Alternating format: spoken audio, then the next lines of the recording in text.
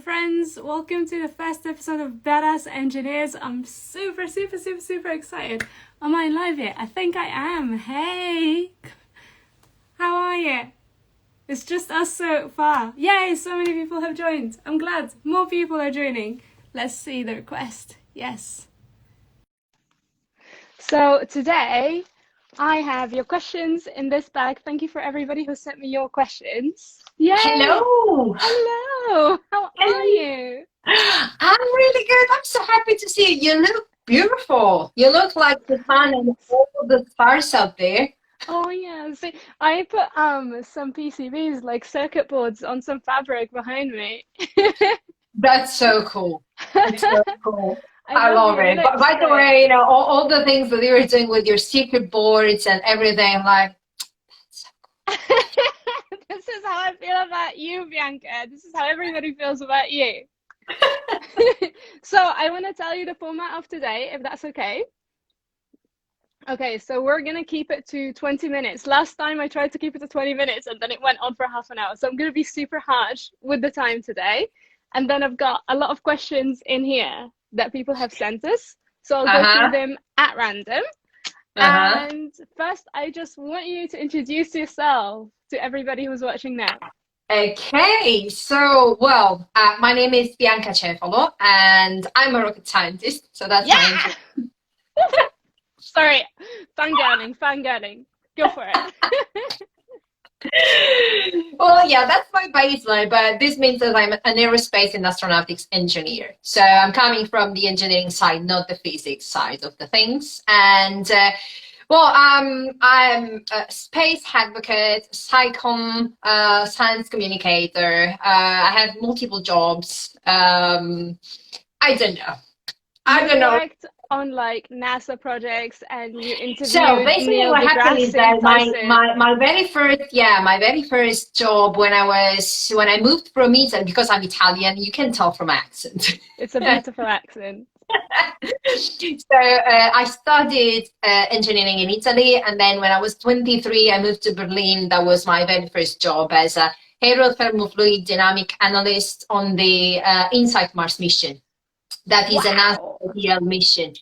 And that was my very first project. Then I stayed in Berlin for 5 years. And during that time, I moved from fluid dynamics to thermal engineer, testing qualification, flight hardware qualification, R&D, development of thermal products for thermal management solution on CubeSats, payloads, bigger projects, electronic components, actually. Nice. All of the things that are orbiting around the Earth, like any small or big satellites. I was simulating the orbit, and I was checking the downlink data as well from the spacecraft. Then after my life in Berlin, that was full of space stuff and nightlife and travels, amazing.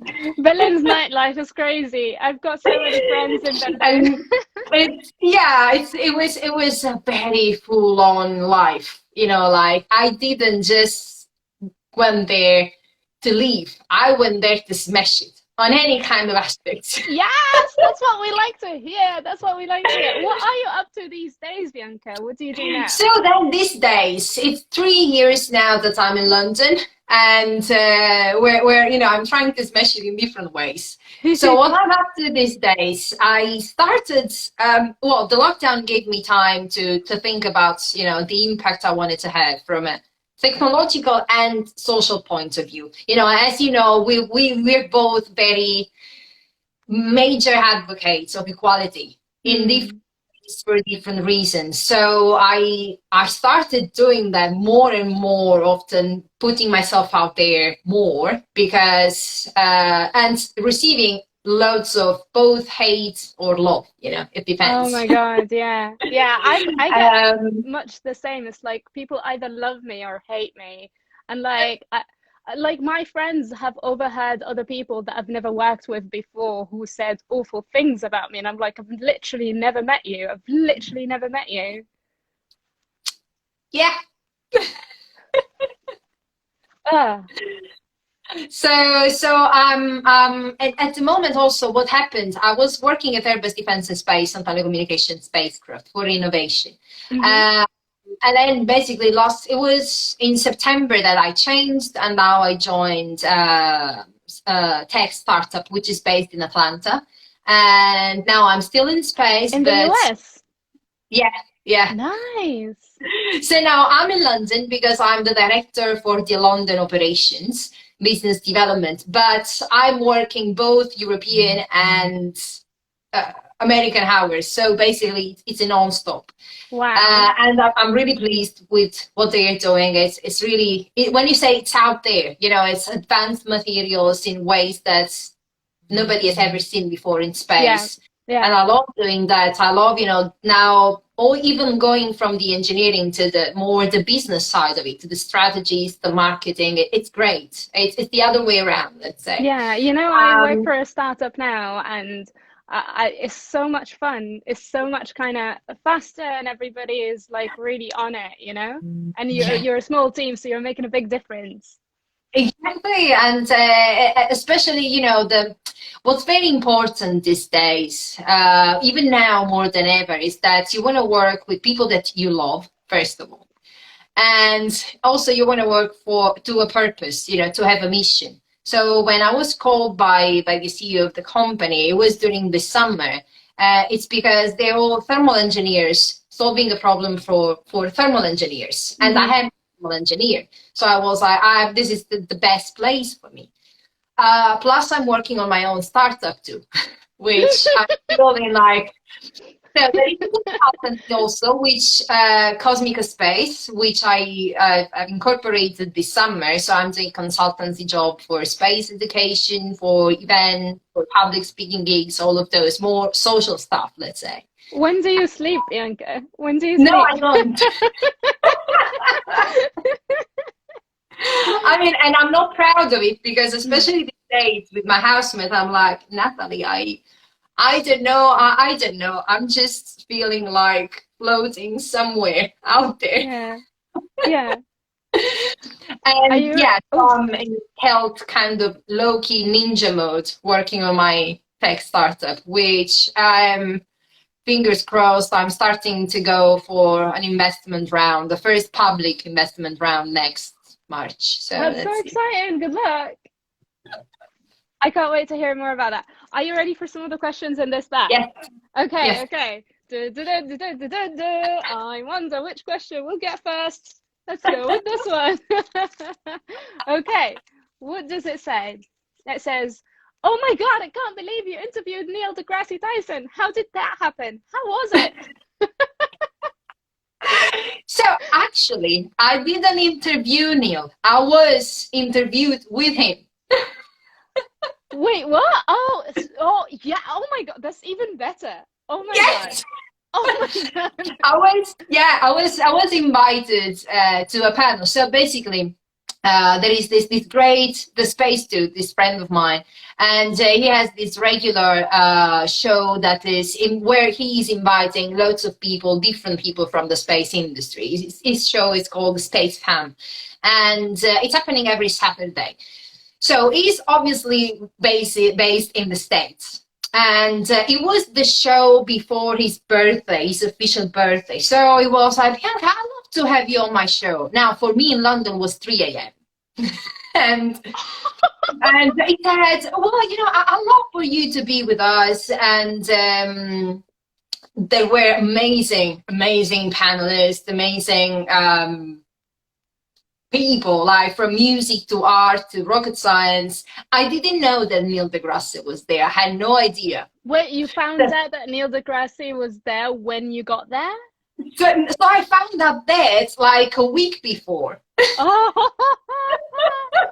oh my God. So basically, it's that time when, and that was like, because, when you love so much what you do, that these things happen. I Yeah. was like, well, it's going to be 3 a.m. for me, and I'm packing my house, and I'm full of packages around because I'm moving, and it's all a mess. But I love speaking space at any hour of day and night. So, of course, I'm coming. Wow. Oh And I my said, God. and I was there with Neil. Oh, that's so sweet. Somebody just commented as well that this interview has given me a lot of positive energy. Thank you. Not dot now, please. I love your username at not now because I love it. Oh, and smashing STEM stereotypes said amazing. Rocket, rocket, rocket. I love rockets. Cool. That's I'm so surprised.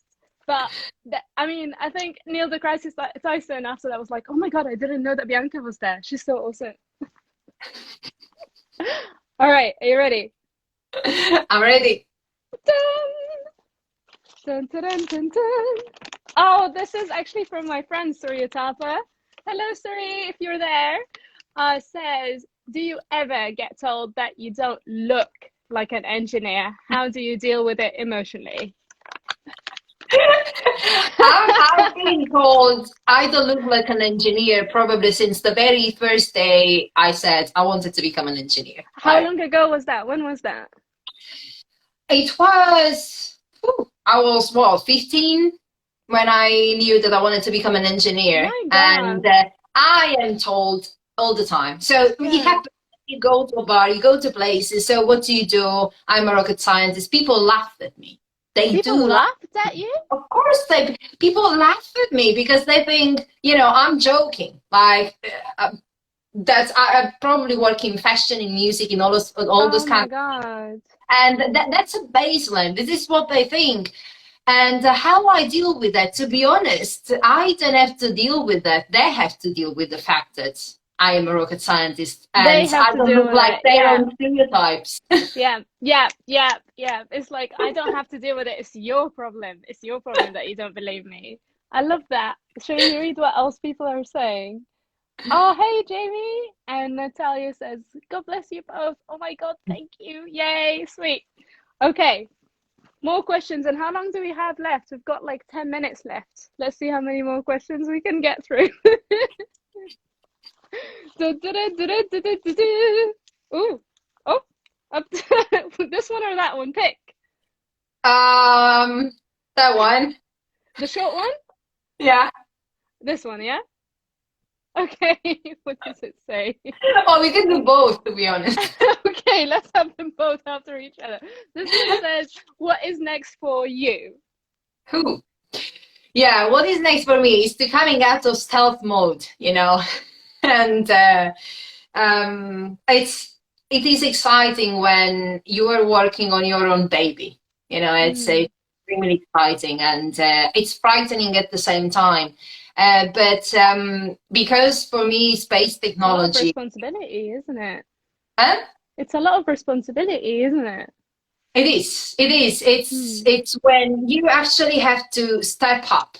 In a way, you yourself have to step up, and also because you know that other people are depending on you. People that have kids, that have family, and they are depending on me already. The co-founders I have, and I will be future CEO. So this is basically what's next for me, and it is frightening, and it is very exciting at the same time. And this is what next. It's not about the title. It's for me something that having the possibility to solve a problem I have experienced myself, my peers have experienced, many students, many academia, many innovators have experienced, and having the possibility in a way to come out with something that solves that problem and is advancing the technology into space and for the Earth and for the entire humanity, this is what is next for me. Now,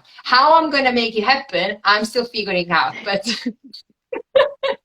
I'm sure you will figure it out, Bianca. You're incredible. You have a huge, huge mastermind brain. Let's read this one. What does it say? Oh, I guess you kind of answered this a little bit. How did you end up working on a NASA project? And is it what you expected? Is it what you thought it was going to be? Absolutely not. It wasn't. It wasn't because I always wanted to work in Formula One. So that was my starting point. You made your own Formula One team at university, didn't you? Yeah, the Formula student. But I wanted to work. I wanted to have an experience at uni, and then it didn't exist. So I said, then I have to make it happen, you know? That's amazing. So So I wasn't why was it planning at different? all to work on the NASA project. Then when I was at uni and I started moving towards more space education, hypersonic aerodynamics, space systems, and so on, I realized that I could apply fluid dynamics not only to Formula One cars, but also to re-entry vehicles and capsules and whatever.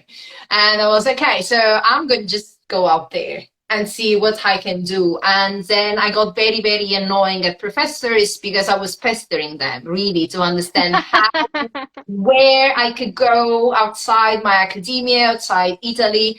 And then this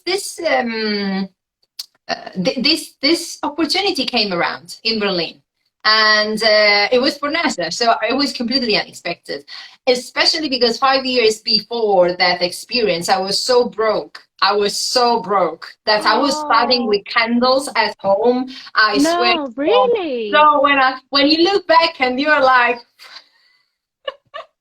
Oh my God. Where was that? Was that in Berlin? I Or was when I was in Italy. It's you were because studying in Italy? yeah, so I was with my family, but we had a very, bankruptcy of our business, of the Oh my family God. business. It happens, when you are a business owner, it can happen that there are failures. And Yeah. we as children were part of the failure. So there was a moment that was extremely dark. It was 2008. But then 2013, I was in Berlin working for NASA. So good that I didn't stop.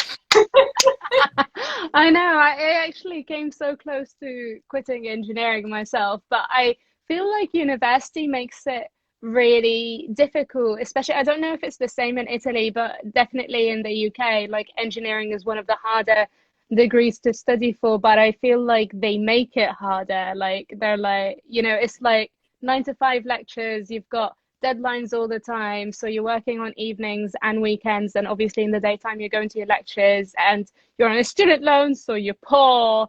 And I remember just like living in this really damp, cold student home, and it's just not nice. They do make it that the entire education system is broken, and I they think make it so. really hard. This morning, I was basically talking with a aerospace engineering student. He's also from the south, from my region, but then he moved to Milan, and he said, "Well, to be completely honest, it doesn't really change."